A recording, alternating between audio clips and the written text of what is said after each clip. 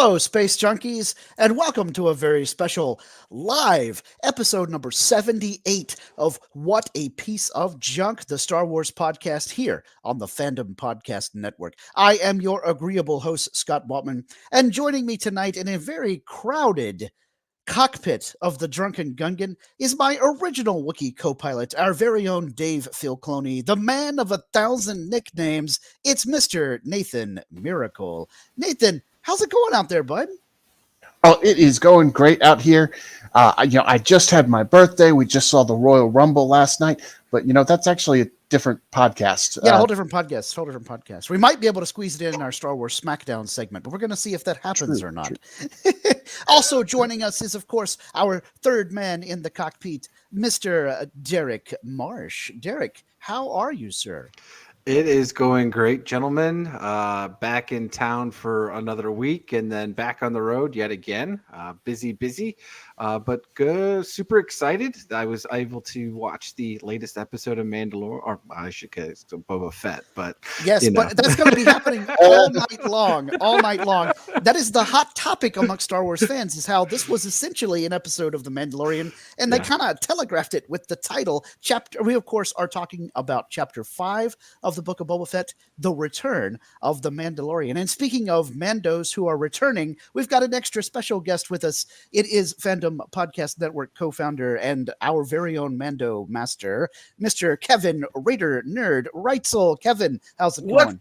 What's up, guys? Good to be back, man. I'm so excited to be talking some Boba/Mando here live on the Fandom Podcast Network YouTube channel. I'm excited, man.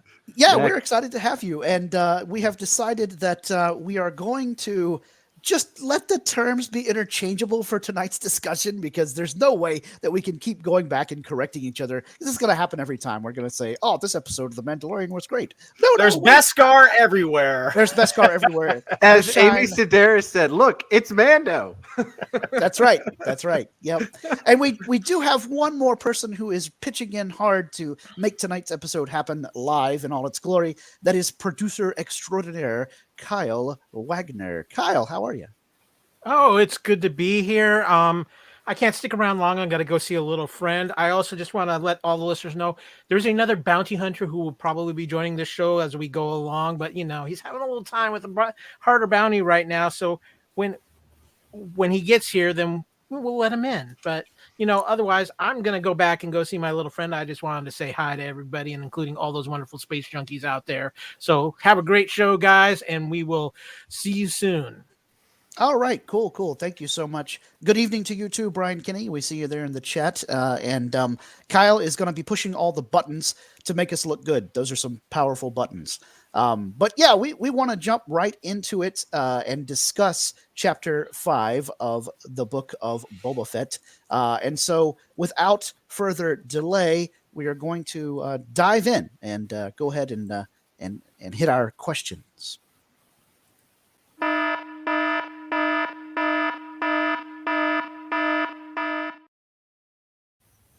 Yes, thank you, Kyle. Spoilers ahead. If you haven't watched the episode yet, what are you doing here? I know. It's our magnetic personalities. All right, you literally would have to not even be on the internet at this point. Yes. Yeah. Oh, man. If we can take just a second to talk about the proliferation of spoilers. Kevin, I know you do the super dedicated fan thing, and you watch Book of Boba Fett in the middle of the night, especially for you out there on the West Coast. But real quick, guys, let's just go around the horn. Did anybody get spoiled? I did. I got on Facebook in the morning and I saw some hints about what was going to happen. Kevin, did you watch in the middle of the night, or did you get spoiled? Yeah, 1:00 in the morning. I had to That's start getting ready for work at 2, and it's weird because you don't know like how long is this episode going to be. So, so I was like, because I remember we had that 50-minute one, and there was like a 35-minute one. I'm like, I'm just going to give myself an hour. I went to bed at like 6:30 or 7 the night before, and I was ready. Didn't get spoiled at all. Okay, good, great. Nathan, did you get spoiled? I didn't get hit with any major spoils on this one, which is actually kind of unusual. I don't usually watch it until later in the evening when I can watch it with my girlfriend, Andrea. So usually I've heard something by then. But this time it was actually fairly quiet. I had a lot going on during work, though, so I may not have been checking social media quite as much as normal. Yeah, that was probably for the best. My work involves social media, so well, the major thing I got spoiled on, Derek, was I saw the N1 Starfighter, and I saw it with the black and silver coloring, and I was like, "What is it?" Oh, yeah. Anyway, Derek, Can I did you just get mention spoiled I love at the all? coloring in that thing? Just Yeah, yes. I was gonna say get a little Fast and Furious vibes going on Vin Diesel, right, Kevin? So Yes. And American Graffiti too. yes, Oh, yeah, but no, I was just like Nathan. Like I said, I was traveling last week, and I was super busy with a workshop with the team up in Beechwood, Ohio, where one of our corporate offices are at, and I ended up going to visit mom and grandma, and I really didn't pay much to social media at all, anyways. So That's a good plan. I didn't get on. I think maybe about 8 o'clock. So to be fair, I have good friends. So thank you guys for not posting. I just want to give a shout out to Adam in the chat, or Adam O'Brien there in Australia, my fellow brother there, and he's giving a shout out to Quinlan Voss. When are we going to get some Quinlan Voss love? Love that. Yeah. I would love to see some Quinlan Voss love. Yes. Yeah. He ain't dead. No way. No. That's right. He's coming back. Nobody stays dead in Star Wars these days. He is no more dead than Mace Windu, which is to say, not at all. All right, so let's go ahead and go for the old 5 questions. Nathan, we're going to start off with you. What was your favorite part of this episode of The Mandalorian? I mean, the Book of Boba Fett. My favorite part of this Star Wars Rebels show was in the Armorer and Mando were talking about the Darksaber itself. And Mando kept saying, "Oh man, it's getting heavier." And the Armorer explained, this is because you're fighting against the saber instead of working with the saber. And that harkens back to what we learned in Rebels when Kanan Jarrus was training Sabine in how to use the Darksaber. So I love that callback. I think that was my favorite moment in the show. That said, there were a lot of great moments in this show. I really, really enjoyed this episode. Cool. Yeah, I did like that reference to lightsaber technique and how almost sometimes the weapon itself seems to feel alive. All right, Kevin, what was your favorite part of this episode? I heard someone complain that it took too long. The scene took too long. I completely disagree. I don't know if you were watching Pelimoto's reactions when she was trying to sell Din Djarin. Notice I said Din instead of Mando. That's right. Yep. Good job. On the N1 Naboo Starfighter, and it's kind of like watching a used car salesman or a car salesman in general, knowing when they're getting that emotional connection to selling whatever it is they're selling, and you're counting on the buyer, and you're trying to appease their emotions. And you can tell the way he's just kind of looking at it a little bit when they start working at it, and he starts talking about the parts they need, the whole construction of that N1 Starfighter. Because to me, being a fan of episode 1, I remember buying that toy when it first came out, and I regret getting rid of it. I really do. Yeah. And it was just a sleek design. I loved it. It reminded me of a hot rod type of version of the car, and I love it when he's sanding the paint off and it's starting to get chrome so it'll match him. That whole scene and building that is my favorite part, and I've watched that over and over again, and I love it. I still have the Christmas tree ornament of the N1 Starfighter. Yeah. Oh, I had that as a kid. I should see if I still have it somewhere. Yeah, it's a beautiful Christmas tree ornament, and it's a beautiful piece of Star Wars history now. And I think that one of the things I really liked about it is how the design of the Starfighter mimicked the design of the pod racers in the Phantom Menace. I love that carrying through of a theme. And speaking of carrying us, I think we might have a whole different bounty hunter that is making their way to dock with the Drunken Gungan mid-flight. Is that Lee Fillingsless that I see over there? Yes, sir, it is. Bad guy big. I am a booty hunter, not a bounty hunter. My bad. I mispronounced it. Sorry. What's up, Lee? Not much, sir. I'm dealing with all the internet issues, but I work in IT. If computers worked right all the time, I wouldn't have a job. So Touche, touche. Well, you're just in time. We're going through the first of our 5 questions about each episode of The Mandalorian. I mean, the Book of Boba Fett. Sorry. And so, Derek, you're up. What is your favorite part of this episode? Can I just say the whole thing? You can. Yes. I mean, it's like No, saying my slice of cake is the whole cake. You guys obviously know, and I think most of the fans know that have been listening for a while now know that Sabine is my favorite character in Star Wars. And anyone who has watched Rebels and watched season 4 and really got to see that relationship that Sabine and Kanan have when Sabine is being trained by Kanan with the Darksaber. And just that whole interaction. So getting this episode felt just like that. And I loved it. It was the whole, master and apprentice type deal. We got the armor going with Mando or with Din, and it just awesome, and that whole interaction was probably my favorite portion of the entire. But I mean, obviously anytime we get Amy Sedaris coming in, it makes my day. So yeah. Like I said, and to be fair, that was like pretty much the whole episode. So that's why I, would say, but I do have one thing that I could say at the next question we all know is typically. So I'll have something for that. But yeah, I would say 99.9% of the episode, everything was great. Okay, awesome. Lee, what was your favorite part of this episode?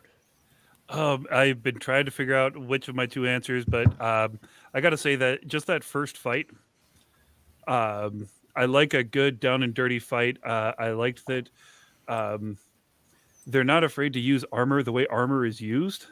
Right.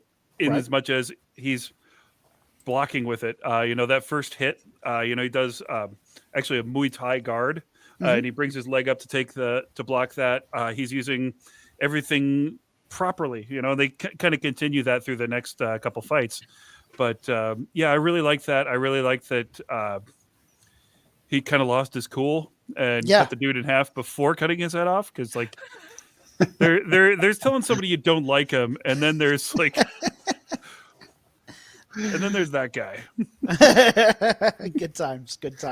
Yeah, that brutal fight in the meatpacking plant was something else. It almost felt like it was a little bit beyond the normal amount of violence that we've seen on an episode of the Book of Boba Fett. Although seeing Boba Fett slam the gaffy stick into Black Chrysanthemum or Cento was pretty brutal. But that decapitation and vivisection there, that's beyond the pale right there. Well, and I love he's empty nesting. He's he's dealing with all the trauma that he's been through. Yeah. Both with Grogu and then all the memories that brings up of his own childhood, all the questions that he has about the Creed. And I think it's kind of cool to see him unhinged and then to be as scared as he was after that. Right. As soon as he walks out, he's like, if you would do me the honor of letting me pass, you could help yourself to all that money back there. He knew he wasn't going to win that fight. So. Yep. Oh, Derek, I was going to say, just the fact that when he cut himself with the lightsaber, right, that burn on the leg. I mean, just the detail that I appreciate, right? I mean, obviously, we'll get into it later with, the director with Bryce on this episode, but those little details just make it so more realistic than what we ever would have gotten years ago with movies in general. Mm-hmm. But just it's so appreciative, those little fine details that makes it, but it also makes him more quote unquote human, right? He's not some Jedi that, we've talked about that can, like Luke Skywalker, right? He's invincible. Right. So the fact is that really Mando at this point, he gets his butt kicked plenty of times. So even sometimes by himself. Totally. Well, I think this leads back to sort of, the idea that the lightsaber has its own idea, its own mission or its own motivations, because the Darksaber was almost kind of sort of punishing him for, I guess, in some way doing things that he didn't have any business doing anymore. He's supposed to be on a mission to reunite Mandalore now that he has won the Darksaber in combat. And here he is out there collecting a bounty, ho-hum business as usual for Din Djarin. So I kind of got the impression that the saber was trying to teach him a lesson with that cut on the leg of, hey, what are you doing? This is I as the Darksaber have been called to a much higher purpose, and now so have you. But that was not my favorite part of the episode. As an ancient sci-fi nerd, my favorite part of this episode was the ring around the star, the ring world, if you will, and an homage to the great Larry Niven and his Ring World series. This idea of building a structure in space like that around a sun so that you can utilize all of its power and maximize it as much as possible. And so we've got a lot of people out there on social media and even here in the chat referencing Master Chief, because Halo, of course, being a ring world, if you will, but I'm hearkening back to the OG ring world, just called exactly that, Ringworld by Larry Niven. If any of our listeners out there haven't read Ringworld, go check it out. That book and Stranger in a Strange Land have been referenced in the Book of Boba Fett, which I think is an excellent way of Lucasfilm paying homage to their sci-fi heritage and pedigree. All right, cool. Moving on to question number 2. And that, of course, is what did you like least about this episode? Lee, we're going to start with you this time. So, Lee, what did you dislike about Chapter 5, The Return of the Mandalorian? Oddly enough, it was your favorite. I felt that Ringworld did not look real.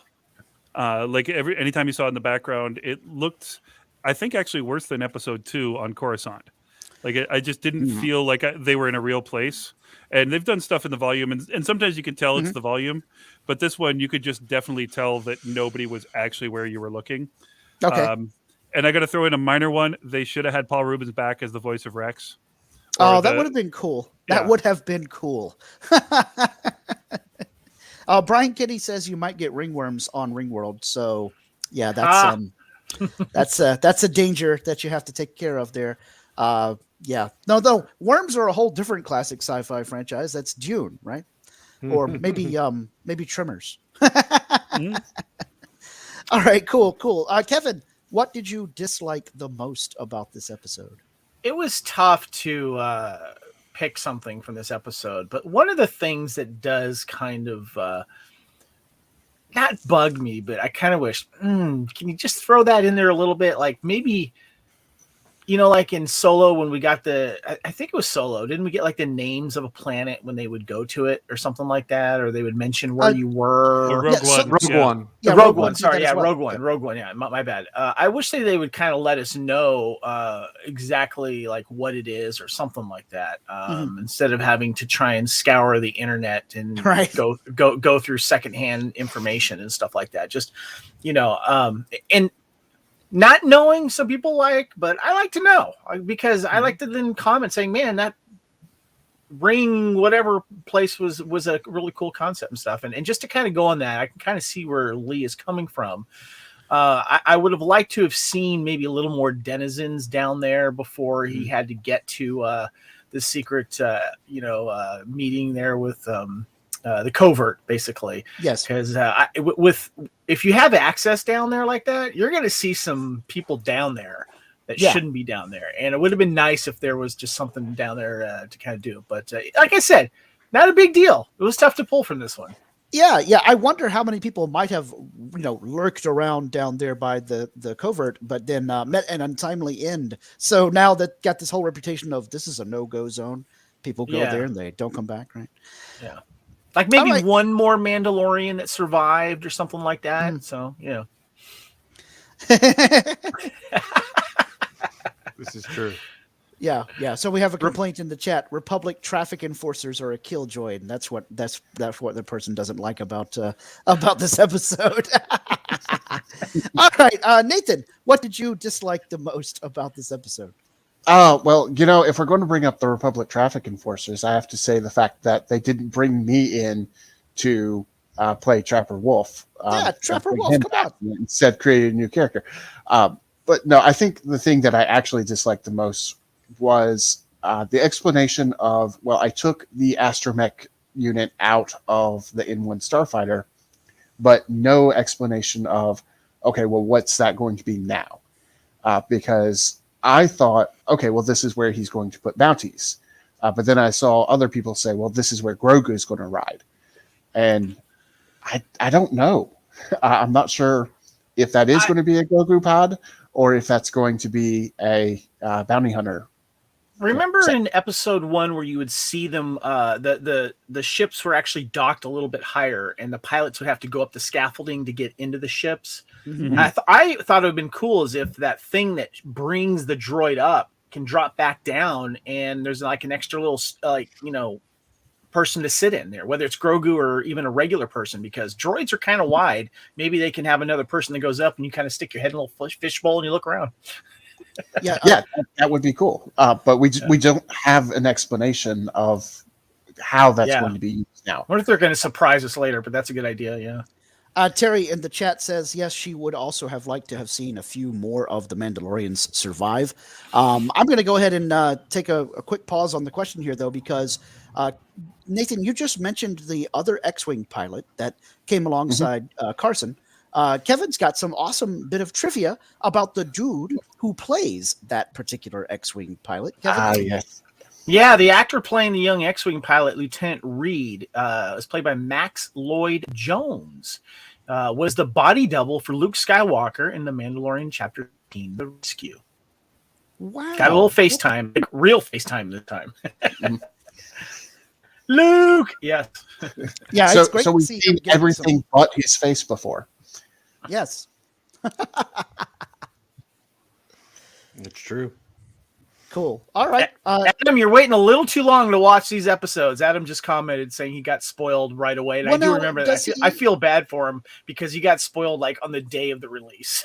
Well, does Australia still have to wait like 3 months or something? No, they get it. Yeah, no, because no, they have no. to render it upside down so that people in Australia can understand it. I think. They actually get it a Or is it little bit backwards? sooner.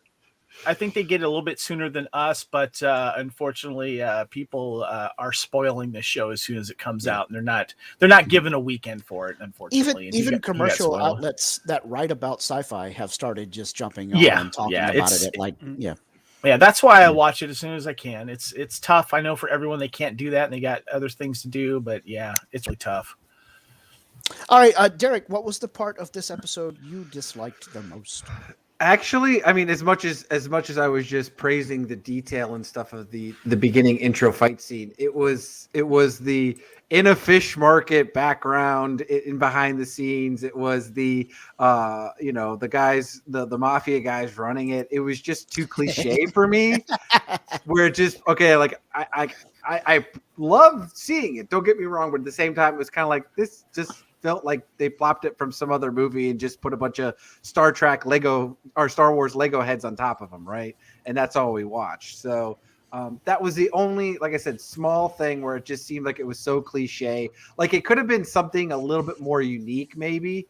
Because I mean, let's be honest, we've seen the pit fighters and the stuff like that. So it's not. You talking about the guys chopping meat up? Yeah, I mean, it's just like a whole fish market, right? They're doing shady stuff in the fish market. Yeah, I expected somebody to be back there punching the sides. Yeah, exactly. I felt like, Panther okay, this beef. is Rocky. This is True story. While that was going on, I was having the same thought, and in my head, My Rings Outside from Rocky V popped into my head, and then literally they're in an outside ring, like that's their world. I just okay. That's cool. So, like I said, it's I get it. Like it's there's so much in media ever written, right, and as well as televised and movies and all that stuff. So it's hard to do that, but it felt too cliche just at the beginning. But other than that, it was awesome, right? So that was it. All right. Well, for me, I'm going to get a little esoteric on you here. What a shock. The thing I disliked the most about this episode was the part when Din went back into the covert and he was talking to the armorer and Paz Vizsla, and he was back into the whole, this is the way, let's not show our faces, we got to keep to the traditions. And I thought that he had grown enough as a character when he met Bo-Katan and the other Mandalorians, and he was freely taking off his helmet, which he did mention to the armorer. And I just kind of felt like he's regressing. Like I thought he had learned that religious dogma can only get you so far in your quest for enlightenment, and that he was going to accept the fact that you could be, the penultimate or ultimate Mandalorian, even if you didn't necessarily follow all of these rules and restrictions from the Death Watch cult, if you will. And it was interesting to see how much the armorer dislikes Bo-Katan and views her as a failure and like illegitimate leader and all this stuff. And like it just emphasized for me that maybe Din hadn't had as much personal growth. And I see the comment here is he was kind of lost without Grogu at that point. And so maybe so, because Din has no longer really got an active quest, if you will. And so now he's going back to his Death Watch roots. And I don't know, guys, did anybody else feel like he was undoing some of his character growth about, you know, the helmet and all? All I was gonna say is that, to be fair, Mando season 1, season 2 is probably like 3-4 months, maybe at the most, right? Probably time span, if you think about it, if that, right? Because I mean, literally, Moff Gideon's hunting them down, right? So we don't know how much time spans over that, and the fact that that's all Din knows is the covet, right? What everything they've done. So for everything for him to basically do that hero's journey that we talked about previously over the two seasons, for him to go through that change, I just don't think he's had enough to do that yet. I don't think he's seen enough. And that's what I'm hoping in season 3, we'll get to see that more, right? Especially if it is rumored to be about, you know, the war on Mando, right? And how the Mandalorians are going to take it back. So I think at this point, it's still where he's clinging onto it because that's all he knows. And I think the comment there was right, where he's lost without Grogu. What does he know? When you lose your way, what do? You return to your faith, right? And that's his faith. Okay. All right. That's a pretty good take on it. Lee? I don't think there's actually anything that Mando has gone through that shows his religion is bad. There's really no downside to what they're doing other than the mask thing. And I think that if he still believes in it, it gives more weight to him taking the mask off to save Grogu and to say goodbye to Grogu. That is actually a sacrifice instead of just putting aside this idea. And with the way that the Fall of Mandalore and the story of Bo-Katan, who we all like from Rebels, obviously she failed at some point. And obviously everyone on Concord Dawn, you know, when something happens, you know, we always assume it's for a reason. So they followed that path. And the Mandalorians sacrificed themselves to save him in episode 2 on Navarro. And they're down to just those 3. You know, there's no reason for him to put the creed aside at this point. He just had one other point of view from Bo-Katan, and she already wants to fight him. So I don't know that there's a real good reason in the story other than we know that you can have your helmet off as a Mando. I have a slightly different take on this, and that is, I think he has grown a lot. But I don't think that he has realized that he's grown a lot. And I think he thought, oh, well, I'm just going to go back to my old life because that's my life. And when he got there, then he started to realize, oh, wait, no, there's some things that have changed. Some of my status quos have been challenged. So I think that scene is important for him in recognizing his own growth. Not that he hasn't had the growth, but he hasn't realized it. Yeah, I was also going to say, I think that's also the whole point of the Darksaber with him, right? He's conflicted, right? So yeah. I think Kevin's chomping at the bit here. Yeah, I got 2 things I want to say. First of all, I want to comment on what you said, Scott. I see where you're coming from. But then I was reminded of something, that when you are challenged with a new way of thinking and you think it might be for you, yet you're still attached to your, like, you know, whether it's your family or whatever it is, sometimes it takes a reminder of going back to the way things were, not necessarily the way things are, to make you even think more about the decision of changing is a good thing, or should I stay where I am and that's where I need to be. And that's why I agree this was an important scene for that reason. And when you started talking, you know, when we were talking about what things that we didn't like, I totally forgot the thing that bugged me, and I know why they did it, was getting rid of that darn spear, because the spear was one of the coolest weapons. I actually kind of like it better than the Darksaber because it's ancient in design. It's practical. It's got reach. But I know that they have to kind of retire it now because he's upgraded and graduated to the ultimate weapon, which is the Darksaber. But there's just something really cool about the spear. But the thing that also kind of irked me a little bit is Beskar not being used as a weapon that the armorer said. Now, this is the armorer's opinion and their way of doing things, I think. Maybe it's not other Mandalorian sects' ideas, and that's why it was made. And maybe it was made out of the Mandalorian thing because it was such a good thing. But that is also did the whistling birds.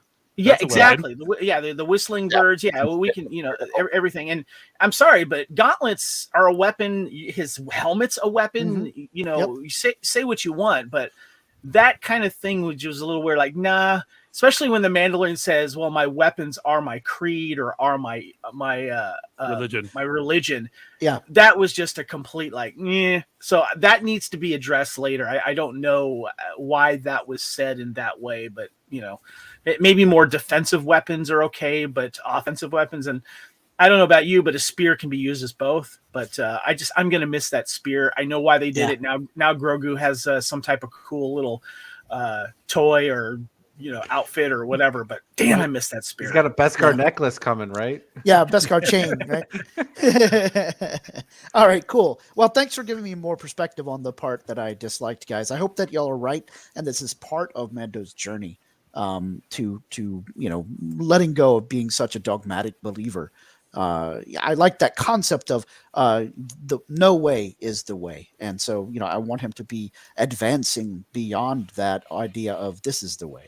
And perhaps this was the start of that process because almost assuredly this is the start of that process because he ends by telling the armorer and Paz Vizsla, "No, I have taken off my helmet," and they kind of give him the boot, but she gives him the, here is your literal redemption quest. So we'll see if Mando is able to pull that off. Derek, last word on this. We got to move on to the next question. Yeah, no, I was going to say the another thing that was so great about this, we actually got a visualization of the Purge. Mm-hmm. Right? And we got that in the story saying this is why Mandalore was destroyed because they lost their way, right? They took off their helmets. They became, more of this politics rather than their way, right? So that to me was what was really great about this episode was it just filled in a lot of things that we had not gotten to see in like the history of the Covenant and all that. The creed. Yeah, great Terminator tribute too. Yes, I agree. I love the comment that we just had down there. And it makes Mando sense that Terminator. it was droids. You saw the Imperial droids and the K2SO droids because I'm sure no human or creature could probably breathe down there. If they're still alive, that's why you send droids down there because it's safe and they can kill off anyone that's still alive. Right. Okay, so moving on to question 3, I'm going to jump right in and answer it right away. Question 3, of course, what other connections did you see to the rest of the Star Wars galaxy? For me, it was seeing those K2 droids that Kevin just mentioned in that whole Night of 1,000 Tears scene. They looked so ominous and so deadly there, just marching through glowing eyes of destruction, baleful stares of doom as they blast any sign of life left on the now glass-like surface of Mandalore. And so, that was one of my favorite connections throughout the entire Book of Boba Fett series so far. K2SO has sort of a place of almost comic relief and buddiness from Rogue One, but it was terrifying to see one of those K2 droids doing what they were really designed to do, and that's be a killing machine or at least an assistant to the Imperial troops. Lee, what did you dislike what other connections did you see to the Star Wars galaxy at large? Well, first I'd say the exhaust pipe that they had was very much the same piece of equipment that Han was trying to hold up to brace the trash compactor doors. Yes. I have trivia on that, by the way. Oh. There was also a brief nod to episode 8, talking about the ship is going to be faster than a Favier. Those were the cool. The horses. Then I'll let you guys have the others. There's plenty of territory for this. Cool. Kevin, what was your trivia there? The that metal bar that the pair of Jawas were carrying towards the Starfighter was a duplicate of the bar that Han Solo used to try and slow the walls of the Death Star. And I love the fact there was a name to it, and I wrote it down: the Cryogenic Density Combustion Booster. Outstanding. All right, Nathan. What other connections did you see? All right. Well, I didn't see any connections to episode 1 whatsoever. None. I don't know if you were watching hard enough. I wasn't watching at all. Now, there is a possible connection, but this is not confirmed, just a possibility to Star Wars Resistance. The Rhodian child is about the right age to be Hype Phazon. Whoa. So it's possible, not confirmed, just kind of a theory that might be Hype Phazon, and seeing Mando flying around in that starfighter might have been what encouraged him to become an ace pilot himself. Wow. Yeah, that's a cool idea. Awesome. All right, Derek, what connections did you see to the rest of Star Wars? So again, it goes back to the Darksaber when he's training with the armor. And again, it's the emotional connection that the Darksaber brings when they're training with it, right? And it goes back to Sabine training with Kanan. And the idea, though, that the original, or when the Darksaber was first created, it was created by a Mandalorian that was both, accepted into the Jedi Order. So Tar Vizsla was, powerful in the Force, right? And here we have two people that probably maybe would get a ability of 3 Force attuned, right? Maybe they might be ability 2, right, Kevin, in Cypher Game? Yeah. I love it. Yeah. So the idea that to Star Wars CCG reference. Yes. The idea that they were trying to use a Jedi weapon that had so much Force connectivity to it, that's what made it so difficult. And again, you can see Sabine's journey as she, was pushed over and her emotions were done through it, and she finally accepted what she was supposed to do with it. That's when she could use it properly, right? So we don't know what Din is supposed to do with himself and his journey, and we've talked about it, right, with your question and why you didn't like it, Scott. So the idea here is Din doesn't know who he is. That's why he can't use the Darksaber properly. I like it. Yeah, that's a good explanation of that. Cool. Excellent answer there, Derek. Kevin, did you want to add any other connections, or Well, you good yeah. with the cryo? Yeah. All right, yeah, go for it. Go for it. Yeah, Kevin. no, I was just adding to Lee's thing there. All right. So I just wanted to say, but yeah. According to trivia, you guys can try to correct us here, but this is the first on-screen appearance, and I love this connection, of a Womp Rat. The type that was first mentioned by Luke Skywalker, of course, in the original one, and often confused with the small Scurriers. Those aren't Womp Rats, which are added to the special edition. And Luke described them as much bigger than 2 meters, which indicate they can grow up to a size of about 6 feet or so. And I love the fact that you see you see one briefly attacking Pelimoto, but you also see one in the Beggar's Canyon when he's flying the ship as well. Yeah. And also, too, I love that you see the little babies, the little nest. Yeah, I just Scurrier nest. I love the Scurrier nest, and then you see one sticking its head out of when they pull the control panel out. I thought that was great. I love that you get the Scurrier reference, and then you get the Womp Rat. And I thought that was really cool. Although I'd like to know what that weird winged creature was that was kind of like, squawking.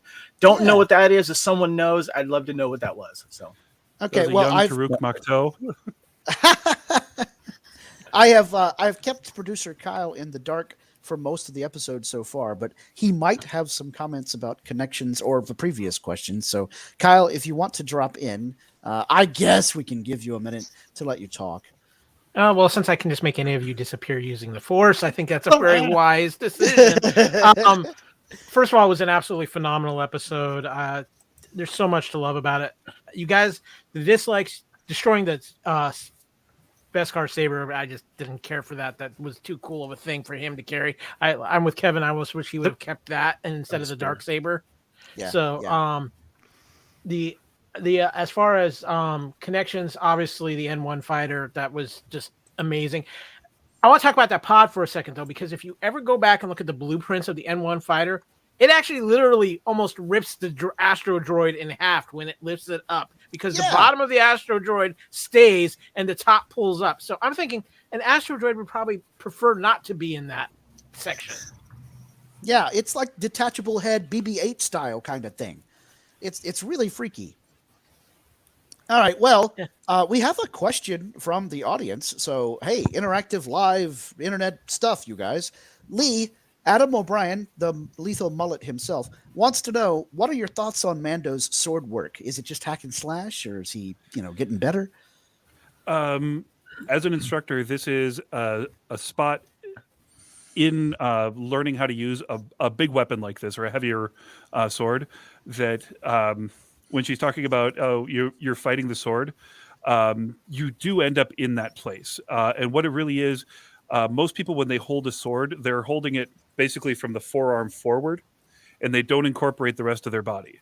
And when they say make it a part of you, it has to balance across your shoulders. It has to use a lot of body mechanics. And the hack and slash, you basically see him putting the sword in the right place, but he's not doing it the right way. And so you have the outcome without the motivation, which, this character doesn't have motivation right now. So it's an interesting metaphor. The blocks that he's doing are very good. The weight of it is one of those things, if you don't know how to brace with your body, that it is going to take over.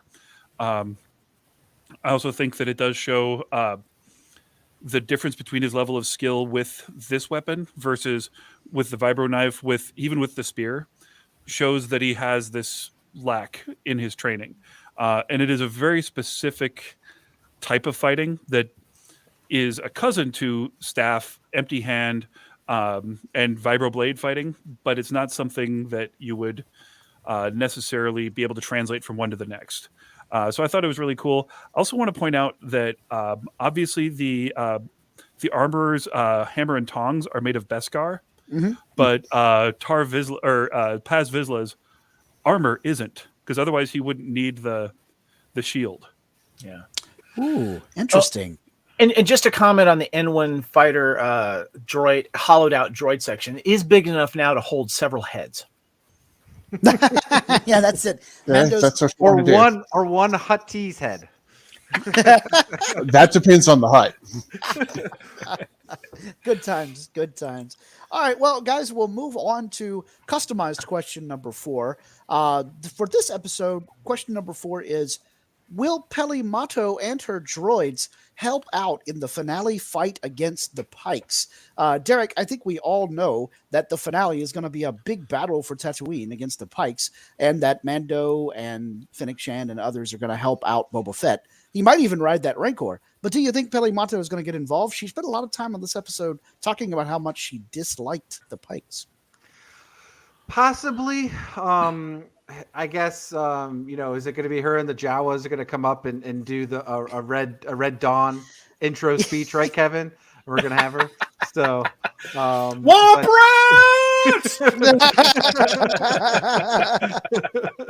so I don't know. We might get that. Honestly, though, I think she probably is not going to, just because she is kind of a more neutral character, right? Where I think she doesn't want to ruin her business. Right. And she doesn't want to get into trouble.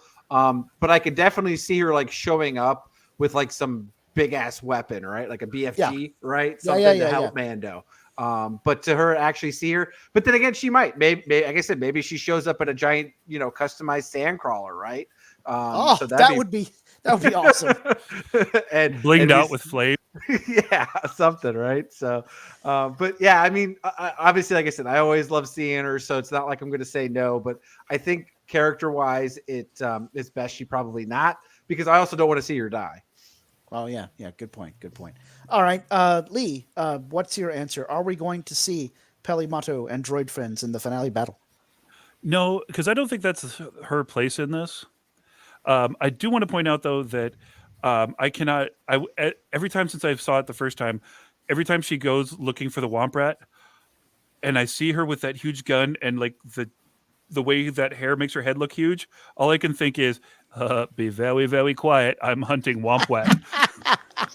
See, and I was thinking rodents of that's unusual size. Yeah, also a good callback there, Nathan. I am going to make a prediction, though, that at some point in episode 7, when they have the big battle, we're going to have a ring of Tuskens around the pikes, a la Quigley Down Under. Oh, yeah, that would be awesome. That would be awesome. Cool. All right, Kevin, what are your thoughts? Pelly? Oh, sorry. Oh, no, ion guns. Been taking care of some womp rats here with my Jawa iron blaster, and that's what she had. Yes. She had one of these. I'm holding a custom-made Jawa iron blaster, similar to one that shot R2-D2 in the Jundland Waste there.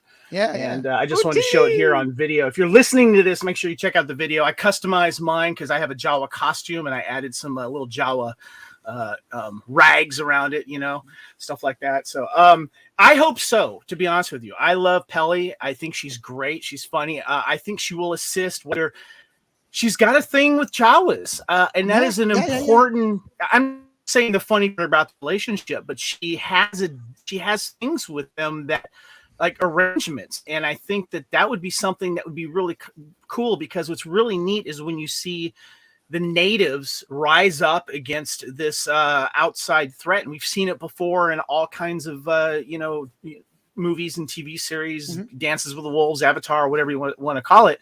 It's a similar theme that's been going back for hundreds of years in literature and, of course, in television. And I think it would be nice if we get a callback to some Tusken Raiders as well. I don't think all the Tuskens are dead. If not, maybe other tribes. I think that would be really, really cool. So, yeah, I love Pelly. Pelly's one of my favorite characters in this. Sweet. Awesome. I love the Jawa gun. I got to wonder, did Pelly get her Jawa gun from her ex-boyfriend? Probably. We talk about how funny it was when she's speaking Jawa-ese. Yeah. Yes.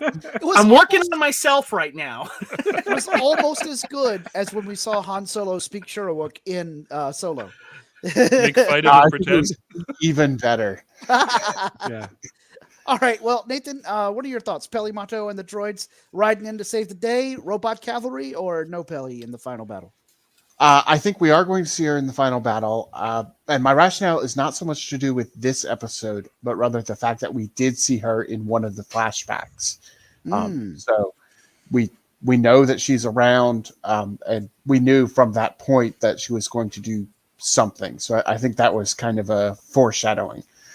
That said, I don't think that she's going to be riding in as the cavalry and saving the day like that, because she knows the Jawas. I think the final battle's not going to be the Pikes are lined up here, Boba Fett and his crew are lined up here, and they just shoot at each other. It's going to be, hey, we've got to come up with a plan to take out the Pikes, and part of that plan is going to be something along the lines of, hey, let's make sure we steal all of the cryogenic density combustion chambers from all the Pike ships. And, who do we know who can do something like that? Oh, well, we'll just get the Jawas to do that. So I think she'll play a part, but it'll be more of a sabotage part, not I'm riding in to fight and shoot things. Yeah, that's a really good take. And I think I'm going to agree with you almost 100%. I think there will be the Pikes are lined up here and Boba Fett and friends are coming this way. But I think it's going to be a massive shipment of spice. It's going to be another train through the desert. They're going to be getting ready to do that. Boba Fett and friends are going to be like, we can stop it. And then, the Pike that's in charge of Tatooine, he'll have egg on his face and he'll look terrible. And the bosses will, shut down the whole Tatooine operation because he blew it. But then Fennec Shand will say, well, this is pointless because the Pikes have the air superiority. They've got a whole fleet of starfighters. We'd have to disable like 25 ships. And then that's where Pelly and the droids and the Jawas will be all, no problem. We'll disable them and they won't be able to come save the shipment. And you guys can win the day and kick the Pikes off Tatooine forever. But this will probably be a prediction that we're going to do sometime next episode of the podcast when we're talking about the finale. I think that Boba Fett's going to find himself not really ready to continue leading the criminal syndicate there on Tatooine. And Kevin has talked about this some on social media already this week, but I think he's going to end up inheriting the Darksaber somehow from Din. And Boba Fett is going to be the guy that goes and leads the Mandalorians back with the Darksaber. But that's probably a discussion for next episode as we get ready for Chapter 7. All right. Well, speaking of Kevin, he's got a more in-depth final question this week. So, Kevin, take it away with your discussion about what's going on there with Tatooine. Yeah, I want to talk about Tatooine because I remember when we were first introduced this book of Boba Fett for how Tatooine was kind of surprising us and seemed bigger and more populated than we were getting from the original series or what we had seen in episode 1. And the city seemed bigger and stuff like that. And I see, and I like what they're doing here. And at least what I think they're doing is that in some cases, not in all cases, criminal element can make an area flourish because of especially how it's done. If you look at how Las Vegas came about, it was done by mobsters basically, and it brought people out to the middle of the desert. And now now Las Vegas is a #1 destination. Of course, it's not as bad as it used to be run by the criminal element back in the 70s and early 80s when it started to collapse. But I mean, look at the Prohibition time during southern Florida. How Florida was starting to flourish because of that. And also look at the early 80s of what cocaine was doing for the development of Miami and all that kind of stuff. And I think that's what they're doing here, trying to build this planet that Luke referred to as a planet farthest from a rock where no one would want to be here, where it's kind of becoming this haven on the outer rim for people that don't either are trying to run away from chain codes and marked ships and stuff like that from, Coruscant or what have you. I think it's becoming a destination place now for not necessarily the seedy type, but for people that want to kind of live out and kind of do their own thing. And I think they're setting this up because if we got an appearance of Luke Skywalker in Mandalorian season 2, who's from Tatooine? Luke Skywalker. Maybe we might see him. Maybe we might see some other characters that we know that have been tied to Tatooine. So I just want to throw that out there that in the big picture, they're really building Tatooine as now the place, not necessarily to be, but where there's going to be a lot of deciding cultural differences and battles or something like that. I just want to mention that. I think that's important that people should think about why it doesn't look familiar anymore because it's expanding. Yeah, it's changed a lot since the last time we saw it, and those are good. That's good rationale about why it has happened that way. Yeah. Well, anyway, speaking of change since the last time we saw them, we've got one last question, and that is: will we see Mando visit Grogu in Chapter 6 of the Book of Boba Fett? And Kevin, you've got the dialogue here between Fennec Shan and the Mandalorian right there at the end of the episode. I guess remind folks about that dialogue real quick if you don't mind. Yeah, so Fennec says, by any chance, are you looking for work? And then Mandalorian says, I could be. She says, the pay is good. He says, what's the bounty? And Fennec says, no bounty. We need muscle. And she throws like money to him. And Mandalorian goes, Boba Fett? Fennec Shan says, he sure would appreciate it. And then she throws the money back and he says, tell him it's on the house. But first, got to pay a little visit to a friend. So I brought this up because it's a good question to figure out, like, who are we going to see? Are we going to see Grogu in this? Are we not going to see him? Because he's going to leave for a little bit and then come back. How much time is it that's going to take? Are we going to see that scene later in The Mandalorian to keep us waiting in suspense so we can see the gift that's given to him? And so I'm kind of curious where they're going to play this. Is the struggle for Tatooine or maybe the battle for Tatooine that we're all thinking that we're going to get at the end of this first season, is that going to happen a little bit later till they can accumulate more muscle? So it's just a big question a lot of people are asking, and I wanted to include that scene with Fennec because she ties, for people that forgot that they were watching a Book of Boba Fett episode, they tie it in there so we could see her. So yeah. Nathan, what do you think? Are we going to get to see Grogu on Chapter 6? No, I don't think we are. I think we're going to get to see Grogu in Chapter 7. Because I think in Chapter 6, we're going to find out some more muscle that Boba Fett and Fennec Shan have gone out and gotten. People that we don't necessarily know, so we don't need an episode explaining how they got there. And then in the finale, I think we're going to see, because you mentioned who's from Tatooine, Luke Skywalker. I think that Grogu and Luke are at Obi-Wan's old hut. And Bosk is going to attack them there. No, hey, wait, no. I see your Bosk over there, Kevin. And I do think we'll see him. I hope we see him.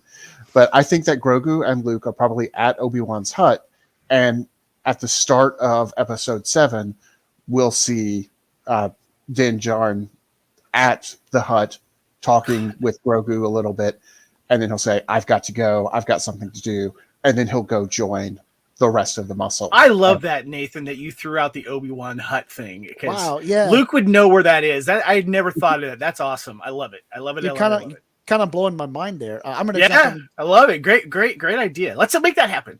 I'm gonna jump in and give my answer to. I'm trying to connect to the Filoni verse to make sure that happens.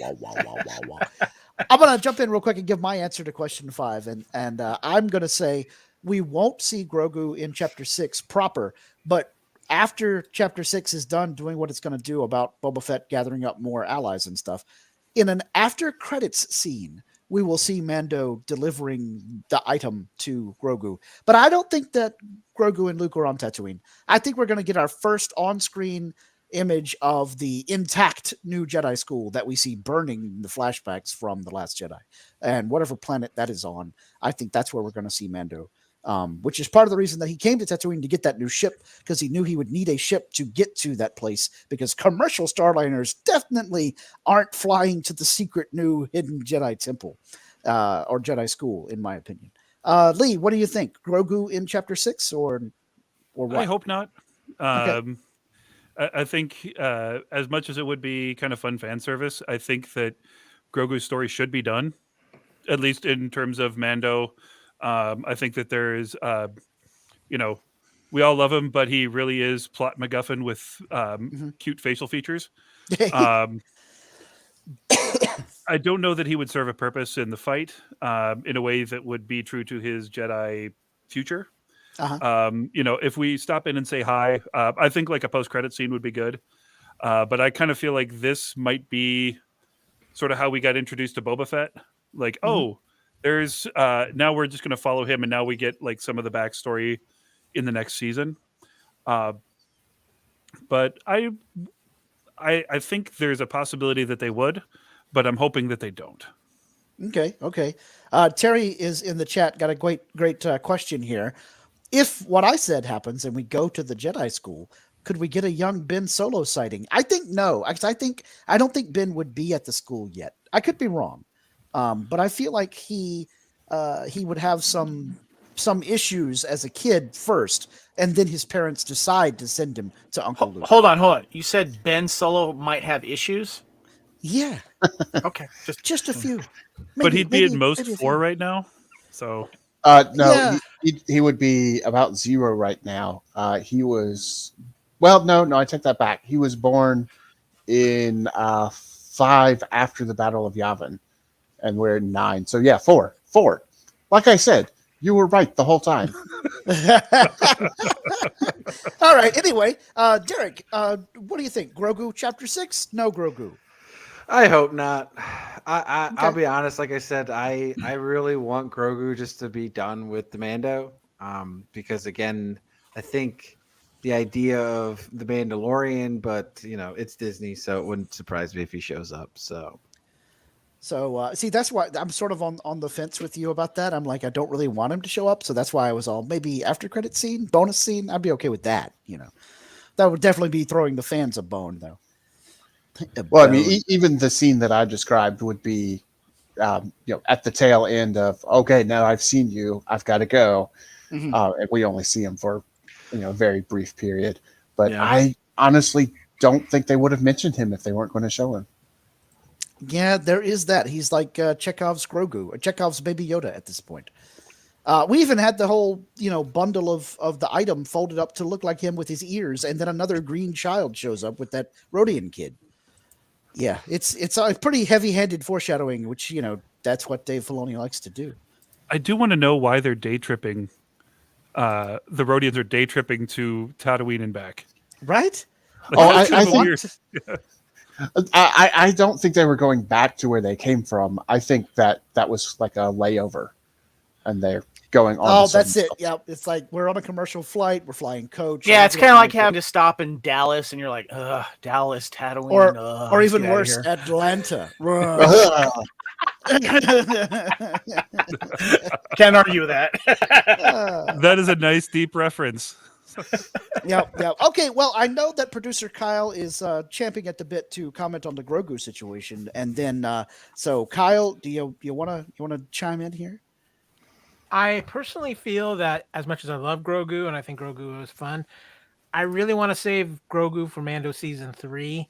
I think this is where, when I know we'll get to this when we get to our open discussion, this is where we're not sure what to expect from Mando, because I'm not 100% necessarily sold we're going to see Mando again before the end of this season of Book of Boba Fett, depending on directions things go. And to me, just this tale of Mando and Grogu, that journey to find Grogu again needs to be something that's in the season of The Mandalorian, because just going to throw this out, my personal thing after seeing this episode, I think season 3 of The Mandalorian is going to be the story of him finding Grogu again, and he's going to take Grogu to Mandalore to be washed within the living waters. And I think that's going to reveal a lot of his Mandalorian heritage to him as well. And maybe we return to Bo-Katan, lead to more interaction with Bo-Katan and some of the other Mandalorians. Yeah, that's a great idea. Washing yourself in the waters of Mandalore, that has become the best joke, because in Purple Rain, you must cleanse yourself in the waters of Lake Minnetonka. That's like, we just keep on making that joke, and like we've got the 501st guys up here are just loving that. So there's been several pictures already taken out there. That's amazing. The Lethal Mullet is down there commenting, should Grogu be saved for movies? We'll answer this real quick, and then we're going to get Kevin to put on his announcer hat and take a short break. But I think that Grogu is better suited to the small screen, to the streaming, if you will. I think if you get a movie that focuses too much on the character for an extended period of time, it'd be cute overload. It'd be cuteness overload. It would just kind of like take you out of the story because it's too much Grogu in one giant movie-sized burst. I don't know. What do you think, Kevin? Oh, sorry, Derek, go ahead. Oh, Kevin, if you want to go, that's fine. I was just to say, I think maybe eventually, and I'll make a comment on the bigger picture later, but save him for season 3 Mando, if anything, and then, but don't make him be the crutch that keeps people coming into seeing Mandalorian. We need to see Mando do stuff by himself and create his start working on his lore, his background, what's going to happen with Mandalore and so on, or the survival of it. Maybe Mandalore 2, wherever that's be. Yeah. Derek? All I was going to say is we love the Minions in Despicable Me 1, 2, and 3, but they made a terrible Minion movie. So that's the problem with too much cute overload. They're great as side characters and as the MacGuffin, as we talked about, and to relieve that little bit of tension or whatever, as cute or humor, whatever we need. But as the main focus, they're just terrible. That's a great point, Derek. But just, for whatever it worth, Minion Kevin was awesome. Well, yes, we can always give him credit that way. Gee, I wonder why you think that, Kevin. Is that cosplay crossover? Yeah. Lee, what do you think? Grogu in the movies or no Grogu in the movies? No. I do think he would be better served in Ahsoka. Okay. Because who better to take on a Padawan than somebody that doesn't want to take on a Padawan? Yeah. Who was the Padawan of somebody who didn't want to take on a Padawan? Yeah. I think that for her healing journey, I think that would be an amazing thing. Yeah. Full circle. It's like a circle. It rhymes. All right. It's poetry. Nathan, last word on Grogu movie. We're going 5 for 5 here. I think he's better for the small screen for all the reasons that all of y'all just said. Cool. All right, Kevin, warm up those golden pipes. It's time for a quick break so that you can tell us about all the other excellent shows here on the Fandom Podcast Network. Thank you for listening. We hope you're enjoying this podcast. We'd like to continue to feed your ears by inviting you to listen to these other great shows on the Fandom Podcast Network. It starts with our flagship show, Culture Clash, discussing the latest in entertainment pop culture. Bloody Kings, Immortals Take Notice, our show covering the entire Highlander universe. Couch Potato Theaters, where we celebrate our favorite movies. Time Warp, the Fandom Flashback podcast discussing a year in movies and our favorite retro movie and TV pop culture topics. Good Evening, discussing all things Alfred Hitchcock. Union Federation, our Star Trek and Orville show. Hair Metal, the 80s and early 90s rock metal podcast. Type 40, our show covering the time-traveling Doctor Who universe with host Dan Hadley. Lethal Mullet, an 80s and 90s action film podcast with host Adam P. O'Brien. Also check out the Lethal Mullet Network for more great podcasts. What a Piece of Junk, a Star Wars podcast with hosts Scott, Derek, and Nathan. Making Treks, a Star Trek podcast, a deep dive into the final frontier with host Mark Newbold and Adam P. O'Brien. And check out our newest shows, The Fandom Show, our monthly Fandom Podcast Network live YouTube exclusive show about the month's hottest topics in fandom, and the FPN True Believers MCU podcast, discussing the Marvel Cinematic Universe and the related Marvel television and streaming MCU universe, including the connections to the original Marvel comics. You can find the Fandom Podcast Network on several platforms. Please subscribe to the Fandom Podcast Network YouTube channel to receive notifications of new podcast episodes and live events. You can enjoy all of the Fandom Podcast Network audio podcasts on our master feed at fpnet.podbean.com.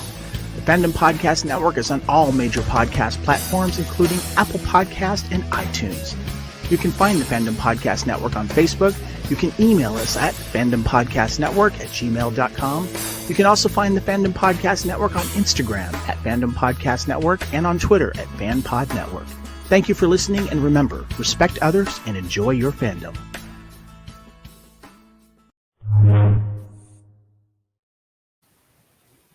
Wow, Kevin, I am in awe at the amazing professionalism there. It sounds like you recorded that like 20 or 30 days ago. Yeah, and it's weird. I have to say that every single time we play that, and I seem to say it right the exact same way every time. And you sound I just wanted to when pop, you say it. Yeah, I just wanted to pop in. Actually, what happens with that is when Kevin opens his mouth, the music just plays too. It's really cool. I don't know how he does it, but He's a Disney princess. Yes. Or Ace Yes. Ventura, one or the other. Right. Okay, well, since we have such a full boat here tonight on the Drunken Gungan, we thought we'd go for a little open discussion. Real quick apology to those who voted in our Star Wars SmackDown poll this week. We're going to have to postpone the discussion for episode 79 because we got a lot to talk about with this hot topic of this episode of The Mandalorian. I mean, the book of Boba Fett. So, yeah, we got some open discussion here going on. Kevin, if you would, hit us up with topic number 1. Yeah, so let's discuss about is this more of an episode of The Mandalorian inserted into the Book of Boba Fett, or was it a natural episode of Book of Boba Fett? And this, of course, is a hot button debate, and I just want to throw this out there right now for the people that seem to be going out of their way saying how much they dislike Book of Boba Fett. Of course, there's the narrative that is fueling their fire that this was the best episode of Book of Boba Fett because he wasn't in it. Well, Right. I will tune you out if that's your platform because I don't think that's fair.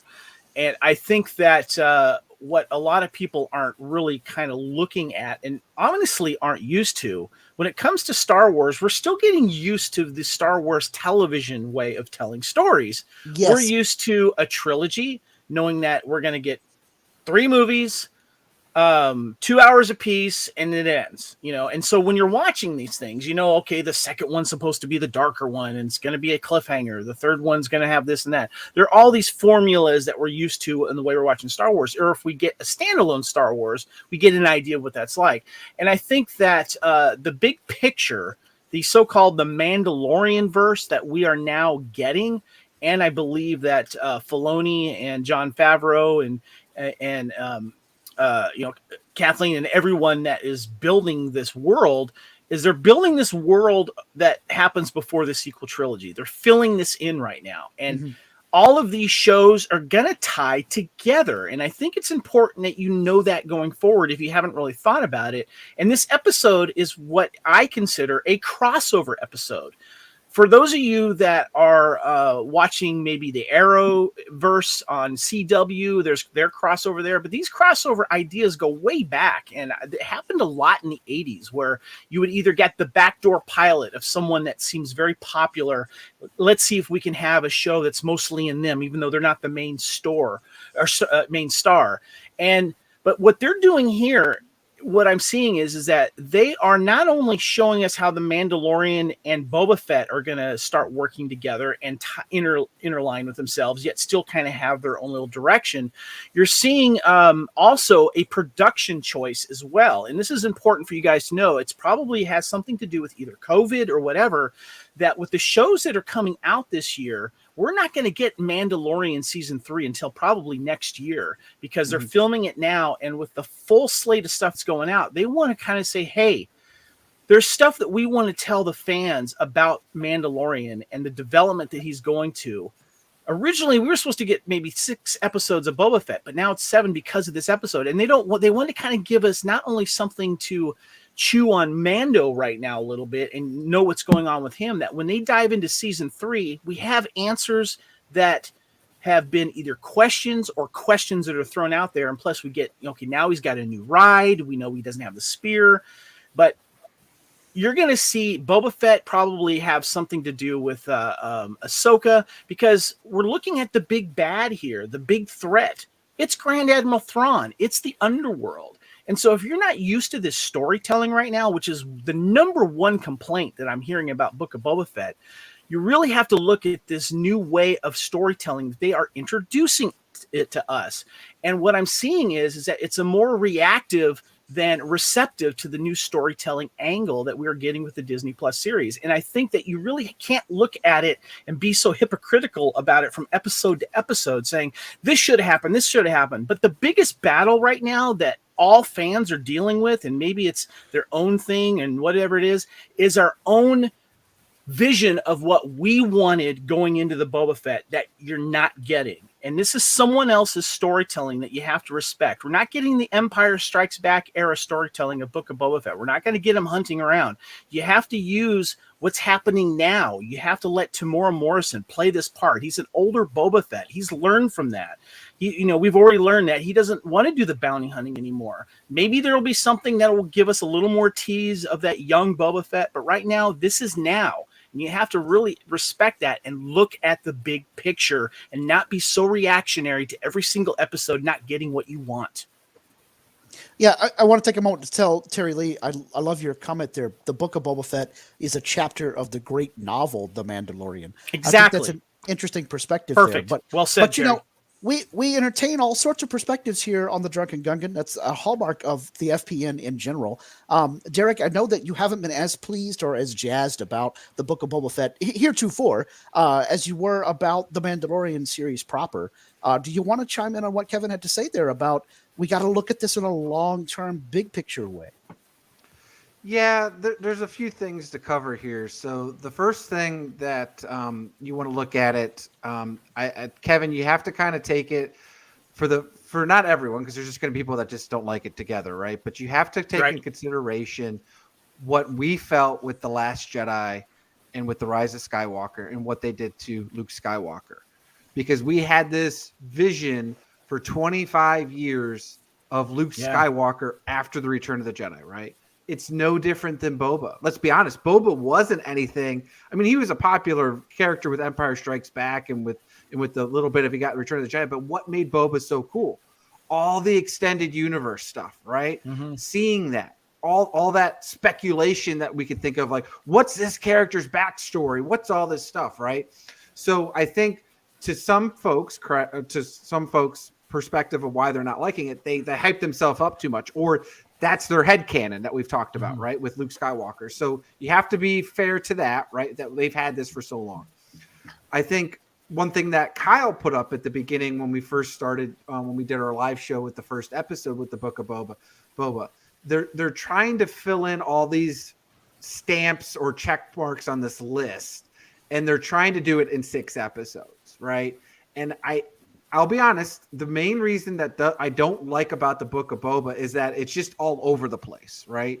If they would have just strictly done the first few episodes with the backstory, right? I think it would have been a lot better because we would have gotten why Boba is the way he is now and current, because we could have gotten a bit of an understanding, right? He became to a new family that adopted him in. He got, they were killed, right? Just like his father was killed before him, right? Mm-hmm. So we can start to see that change in Boba. But literally every time you go into the current timeline, there's just too much cool stuff going on, but it's not talking about Boba. Like, we're supposed to take the little bit from the past that they've given us and apply it to the current timeline. But like we talked about last time, there's nothing that really connects those together, right? There's like nothing that happened in the past that he can use now in the current timeline, right? Because we've seen that well done in some other stories or video movies that have done that before, right? There's nothing that connects those episodes together. And I think that's the problem, is that there's just not enough time in what they're trying to do. And I feel like they're just speeding it up too much. Plus, there's just some really cool characters, right? We want to know more about the relationship between Boba Fett and Fennec Shand. Like, we all love Ming-Na Wen. Like, to be honest, it seems like it's been more like she's got the best line. She's got the, kick the butt. Like, Boba Fett is kind of like the Mando Din Djarin of this episode, where she's like, all he does is get his butt whooped, right? I think it's too soon to say how much time is allowed to tell the story of Boba Fett. We don't know if there's going to be a season 2. So I challenge that. They're telling it in their story, and I think that they're taking their time doing it. And I think that's another aspect to look at it. Yes, we want a lot. We want a certain amount of stuff happening right now. I understand that, but there's time to tell the rest of it. But yeah, I think if they did it like they did with the Infinity Saga, right? And to be honest, Boba is so popular, they could write their checkbook with him just as much as they can with Grogu. Let's be honest. Yeah. Because Mando, the cool thing about Mando is he's not tied to Boba Fett in the way that we've known. So everything that Mando's done in season 1, season 2 has been great because it technically is all new to us, right? But what they should have done with Boba is and to your point, I mean, we might get it down the line, right? But I just think the way they've executed this season has not been successful because I think it's just too scatterbrained and doing, what they're not tying it together and giving us a clear picture enough to understand where they're going with it. So people are going to be pissed. Now, 3 years from now, we got 3 or 4 seasons of Book of Boba Fett and we can understand and see it all. It might be the best thing since sliced bread, right? Kyle's definitely got something he wants to say here. So go for it, Kyle. So I want to chime in because when we first started this conversation in our group chat for the show, I used a word that some people thought was a little powerful because I felt like initially this episode kind of hijacked the Book of Boba Fett. And you can call out that person if you want, Kyle. Well, no, you said it was a strong word, Kevin. But I said I took umbrage with the use of hijacking someone's show. Yes, and I gave Kevin points for using the word umbrage correctly. Well done. Yeah. But Nathan brought up a point that hijack might have been a strong word. My thinking of it at the time was when you compare it to like the DC crossovers that have happened in the CW. Even though everybody's in those crossovers, the episode of that crossover, there's at least a story focusing on the character the show is about. The show is the Book of Boba Fett. Boba Fett is not even in this episode, which to me detracts a little bit in this case. It is a phenomenal episode of Book of Boba Fett because it aired as part of the Book of Boba Fett. It is a Mandalorian story, though. There's no question about this. And I think, and I brought this point up to Kevin off mic a couple days ago, I think this might be in part because of COVID. Because of delays that have happened, I think they had this episode kind of in the can for season 3 of Mandalorian. And they said, you know what? We can't wait this long to leave people hanging with Mando. So they put it in here, shot a little extra footage to make it tie into Boba Fett. That's why you probably only had Fennec Shand in this episode, because they could get Ming-Na where they might not have gotten to get Tim Morrison back for this episode. I also think that they realized we can't go this long without Mando. Mando is the star of this Mandoverse, if you want to call it or whatever, and it is the franchise.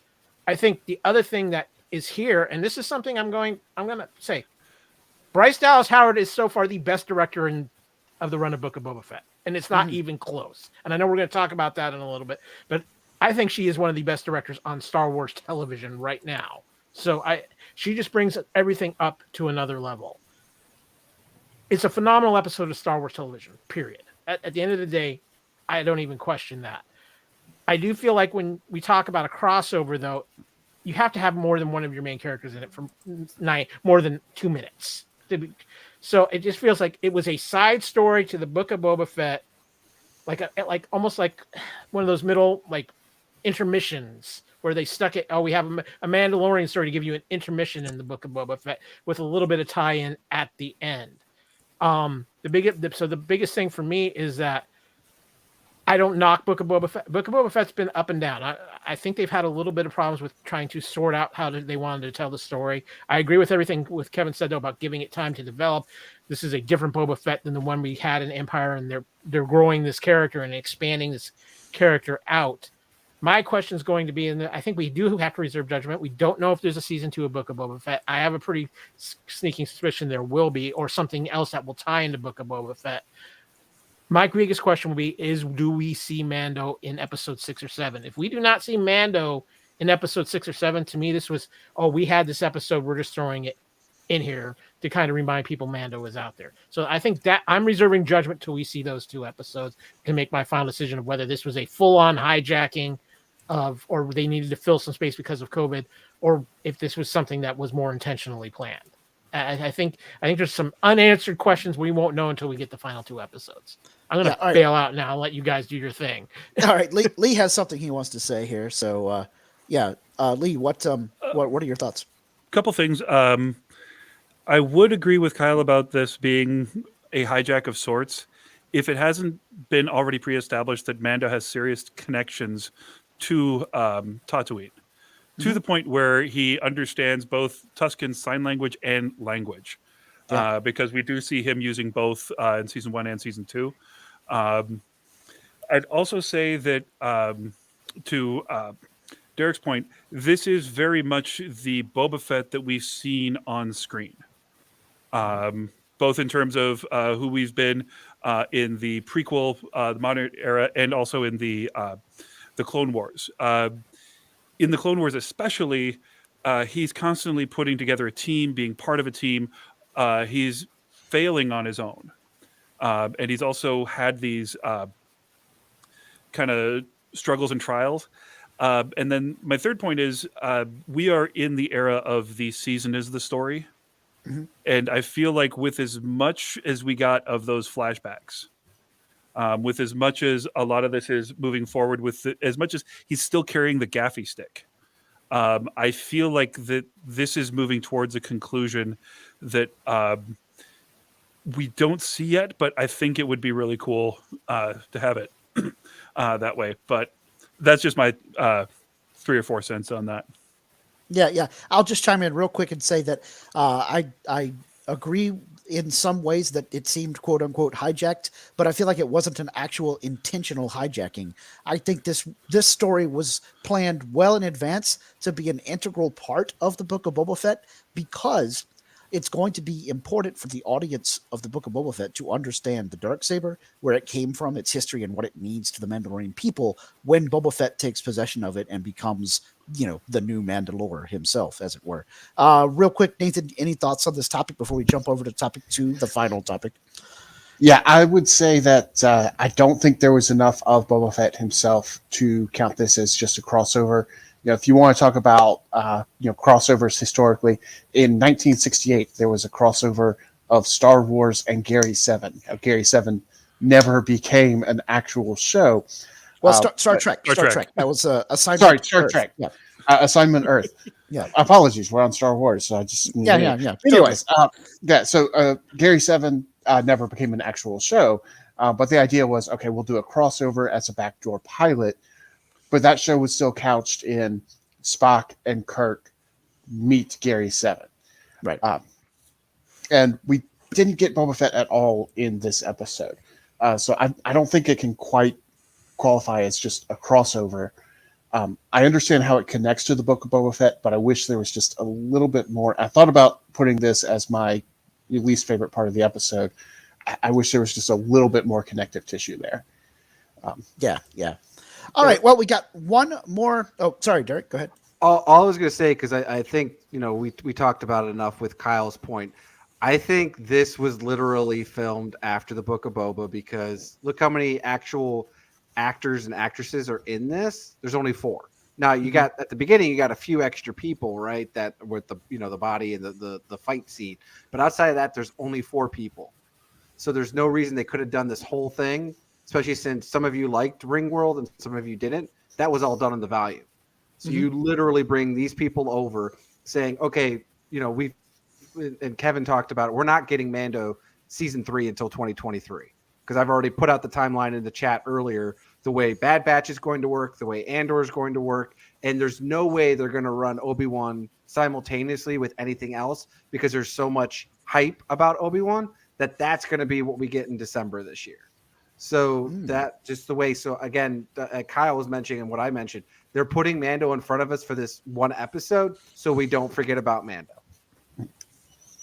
That could very well be the case. All right, so final topic for tonight's show, guys, and that is a little behind-the-scenes discussion here. Let's talk about the impression or the big mark that Bryce Dallas Howard is having on the Star Wars universe. For those who don't know, she is Ron Howard's daughter, and of course, an actress in her own right. She is famous for being in the Jurassic Park series of movies and Jurassic World era, and of course, she's been in plenty of other movies as well. But for our purposes here for Star Wars, Ms. Howard has been the director of some of the best Star Wars television episodes that we've ever seen. Now, granted, that is a short list at this point in time because Star Wars television is pretty new. But I think it's safe to say that she has been, at least here on the podcast, our favorite director of all of the Star Wars directors that we've seen on TV. Kevin, you had brought this up earlier. You want to jump in here and talk a little bit about the effect that you think Bryce is having on the universe? I think she's having a great effect, and I think she's become part of this Disney family as well, and well respected, and she's doing really well. But I did want to mention that I want to just be careful about recency bias here because it happens a lot when we discuss Star Wars, especially episode by episode. So let's keep that in mind. I'm not discounting anything that she has done, but I do remember when she did the Sanctuary. There were some people that are saying it wasn't the greatest episode, but she did a good job. I remember that. She did. But I wasn't one of those people. It was one of my favorite episodes. Yeah. Well, she did the Sanctuary and the Heiress, of course, with Bo-Katan coming in, and that was a great episode. Of course, Return of Mandalorian. But keep in mind, people like Rick Famuyiwa. I'm not sure how you say his last name. He also did some great episodes. I'm talking about directors that are not Filoni or Jon Favreau that have done stuff. And Deborah Chow. And so I just want to make sure that we give the respect to those that have done great jobs and great episodes. And I think it was Rick Famuyiwa who did one of my favorites, the one with Bill Burr. Excellent episode. Probably one of my favorite scenes acting wise I've seen throughout this entire series. So as much as Bryce is doing a great job and I can't wait for more, let's not forget about who else has directed other good episodes as well. But yes, I say bring on more Bryce. Please do more Star Wars. And it looks like right now she's working on the remake of Flight of the Navigator, which is now in pre-production. Wow, yep. That's cool. I loved that movie as a kid. Lee, what do you think about Bryce Dallas Howard and her impact on Star Wars? I think she's amazing. I think unlike a lot of the other directors, she does have kind of a vicarious Lucasfilm pedigree. Her father was in American Graffiti, kind of the first big successful George Lucas film. Her father also directed Willow. She talks about in one of the behind the scenes of sitting on her father's lap while her father and George and Akira Kurosawa talked about samurai films. She's got this baked into her bones, how to kind of make these. And I'd say that she brings a certain different feeling. So she always has this kind of weird transitional episode. With Sanctuary, that was a little bit of a departure from the usual shoot 'em up. We kind of have some kind of emotion there. We kind of like, okay, I could set this aside. It's that first time we kind of see Mando pondering, taking that helmet off. And then we see again, with the Bo-Katan episode, that now he's questioning really like the nature of what he believes, as we were kind of talking about before. And in this one, he's really Adam O'Brien is right. I should be in the Krull remake. That's a wonderful comment. And in this one, we're seeing Mando literally going through a midlife crisis. Yeah. I mean, the kid's out of the house. What does he do? He goes and grabs a classic car to fix up with his old buddy. One of the few people that talks to him. The parents. Yep. Yeah, as a 45-year-old man with a classic car in the garage, I have no idea what anything like that's about. Yeah, it's Mando empty nest syndrome. Good call there, Kyle. But I think she's done some amazing stuff for the series. I don't know that I'd call her the best, because there's just these different episodes. I mean, you can't beat the impact of the final episode of season 2. Mm-hmm. About the only one that you could is, when Boba Fett shows up and just whips 7 shades of crap out of all the stormtroopers with a gaffy stick before he gets his armor. Yep. That's Robert Rodriguez. Yeah. Also did want to point he out. hasn't done it all in the Book of Boba. When he whipped up on Tashi Station, I'd say that was a pretty good beatdown. He did, and then he had the quintessential fighter moment of having the drink at the bar after kicking butt. Yeah, which seemed like straight out of Trinity. Train sequence, Yeah. I'd also say Kevin and I have a friend that was in the opening scene. He played the gangster, and I'm forgetting on the gangster's name, but Kevin knows him through the 501st. I actually know him through my buddy that I mentioned that was on the Man at Arms show on El Rey Network, a guy named Ardashir Radpour. Very well known, well respected in the stunt world. He's a SAG-AFTRA actor, specialist in Persian weapons. But it was really cool. Like I'm watching it, I'm like, why do I know that voice? And it wasn't like the usual familiar voice. And I say, oh, it's Ardashir. Cool. So shout out to you, buddy. Great job. I'm really happy that you got in there. Yeah, that's awesome. Yeah. Nathan, real quick, what are your thoughts about Bryce Dallas Howard? Well, I mean, looking back at the episodes she's done, I love them all. As I mentioned, I really liked The Sanctuary. The Heiress, we had great things to say about, particularly the callbacks when the ship was falling to the planet, to her father's movies there. So, yeah, I say, yeah, she's awesome. I want to see more. Yeah, I'm going to take pretty this much be opportunity given to an say, episode in every series. Right. I would like to see her do a feature film in the Star Wars universe. I'm that much hype about her work. And then for those of you who don't know, my wife is also a redhead, so I'm just going to say a redhead can do no wrong when it comes to these kinds of creative pursuits, and that's my story, and I'm sticking to it. Did I get everybody? She's right behind you. She's behind me, isn't she? Did I get everybody? Wait, say she's under the desk. No, I mean for Bryce, I mean it's great. I mean she's obviously outside of the one episode Deborah did, she's the only female director they've had. Mm-hmm. And they've had some really good episodes with female characters with her at the helm, right? So they might be getting some of her perspective from that, and that's phenomenal, right? Like I said, I mean, her, Lee talked about her pedigree. I mean, she's a really good actress too. On top of that, right? We're talking about her directors, but I like watching the movies she's in. So I think overall, more Bryce stuff is fine with me. Especially, I imagine she's probably definitely going to be already slated when we get a bit more Bo-Katan in Mando season 3, as well as Ahsoka. Yeah, totally. Before we jump off that topic, though, because of her Jurassic Park connection, Kevin, you've got another cool little bit of trivia here about a connection to Jurassic Park in this very episode of the Book of Boba Fett. Yes.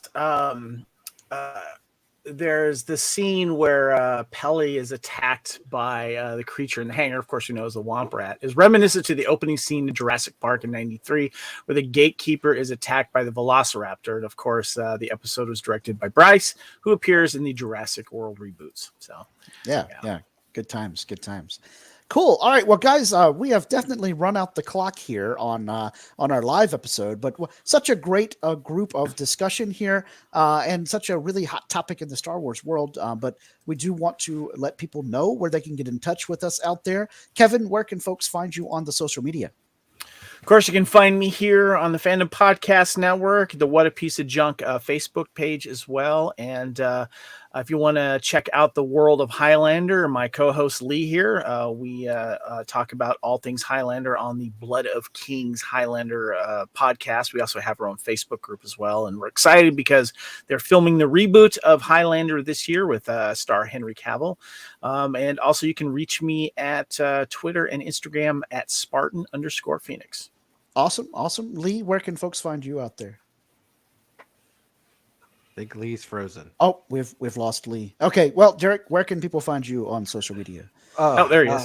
There's Lee's back. There you go. You can find me on the social media on the Facebook, where I under my real name, but you can also find me running the Facebook page, What a Piece of Junk. Since some of the folks, obviously that's where we go and we do fun trivia questions, polls, stuff like that. As mentioned, we have a poll running right now, which we'll touch base on our next show. But overall, just again, want to say thanks to Kevin and Lee hopping on.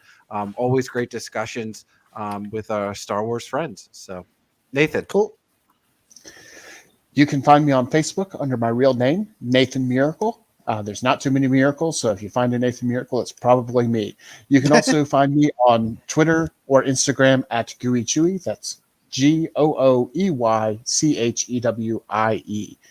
Lee, since you're back, where can people find you? They can find me just working on my car in the back alley in Mos Eisley. Otherwise, you can hit me up on Twitter and Instagram at The Way of the Way. Cool. And of course, you guys can find me out there under my real name on Facebook, Scott Botman, or on Twitter at ScotticusMax. And I do run the show's Twitter at What Wars. But we can't let an episode end without doing Derek's favorite part of the show. So we're going to transition real quick and then talk about our Star Wars t-shirts that we're wearing this week.